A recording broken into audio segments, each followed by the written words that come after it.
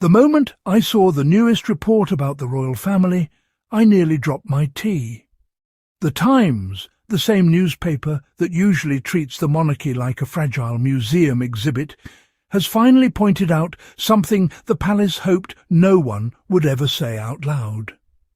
According to their findings, the Windsor family is the most expensive royal household in all of Europe. Not second place, not tied for first, but the clear winner in the category of who costs the public the most. And suddenly the conversation in Britain shifted, even if just for a moment. For once the spotlight moved away from Meghan's imaginary crimes of existing and landed squarely on how much the monarchy is costing a country already stretched thin. It is the type of headline that sends palace advisers into deep breathing exercises. The timing could not be more ironic. While families across the United Kingdom are calculating how to survive rising food prices and skyrocketing bills, the report shows that the royal lifestyle is being cushioned by taxpayers who are told to accept it as tradition. Coronations, weddings, state events, fancy outfits, carriages, security, refurbishments, every extravaganza connected to the royal brand is being paid for by people who are being asked to make sacrifices in their daily lives. It is a truth the palace hoped would stay buried under glossy photos and carefully crafted PR. But numbers have a habit of speaking louder than pageantry. And this is where things get interesting. For years, Harry and Meghan were painted as the great national expense, even though they stepped back, moved across the ocean, and now fund their own lives.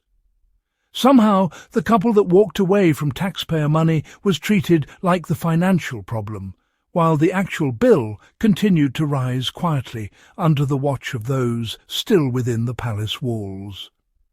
It is almost comedic in a tragic way. People were told to worry about the cost of a duchess living in California while ignoring the multi-million-pound lifestyle of those who never left the estate. This entire narrative begins to fall apart once you examine the actual contributions Harry and Meghan made when they were working royals.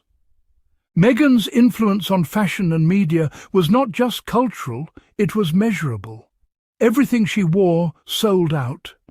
Her charitable projects gained global recognition. Her presence guaranteed coverage that translated into economic impact. She brought modern energy and real visibility into a system that often relies on tradition instead of effort. She created value in ways that older members of the institution never could. And that is precisely why she was treated as a threat. She showed what it looked like when a royal actually worked hard.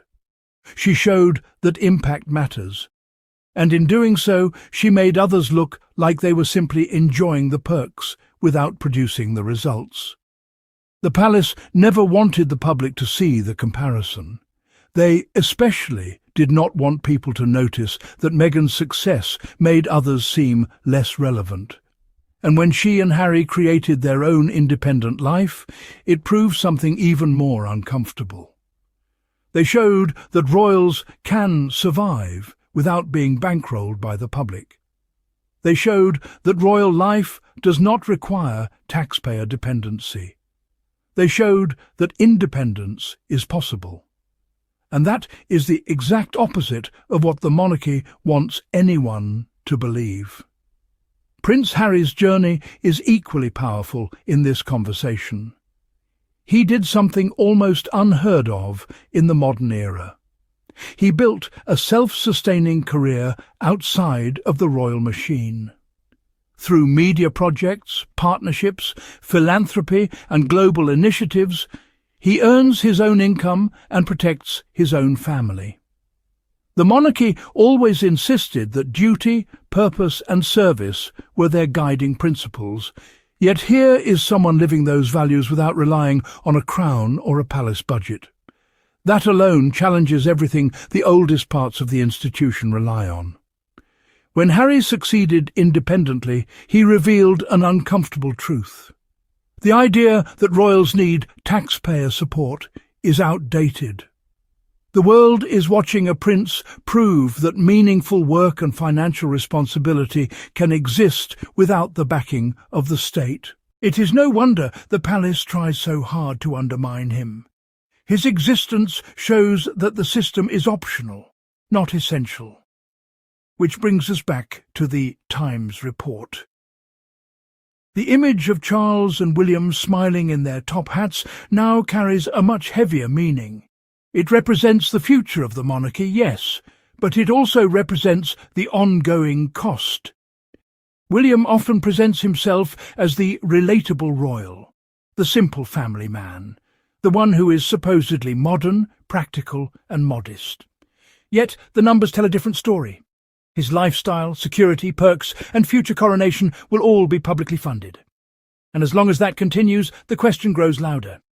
If Harry and Meghan can live independently, why can't others? The palace hoped this question would never be asked.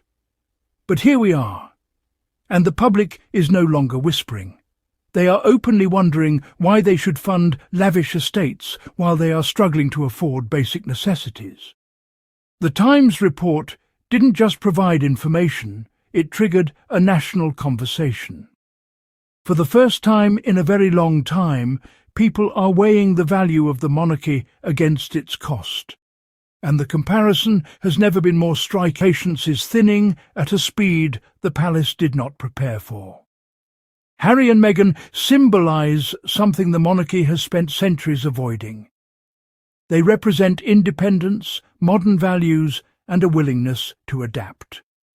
They are living proof that titles do not need to drain national resources in order to have meaning. They show what is possible when individuals rely on purpose instead of privilege. And that is exactly why this new report hit the palace so hard. It reminded the world that the British public has options and deserves better than financial dependency disguised as heritage. And if you believe in that message, if you want these discussions to continue, and if you want to support a space that challenges the old narratives and amplifies the truth, make sure you subscribe right now. Hit that subscribe button to help this channel grow. Tap the like button to boost this episode. And if you want to support this work further, you can use Super Thanks or Buy Me a Coffee to help keep independent commentary alive. Every bit of support goes directly into helping this channel continue to speak up, stand firm, and celebrate Harry and Meghan's journey. Share your thoughts in the comments because I read every single one. And until next time, stay informed, stay encouraged, and keep supporting the Sussexes with pride.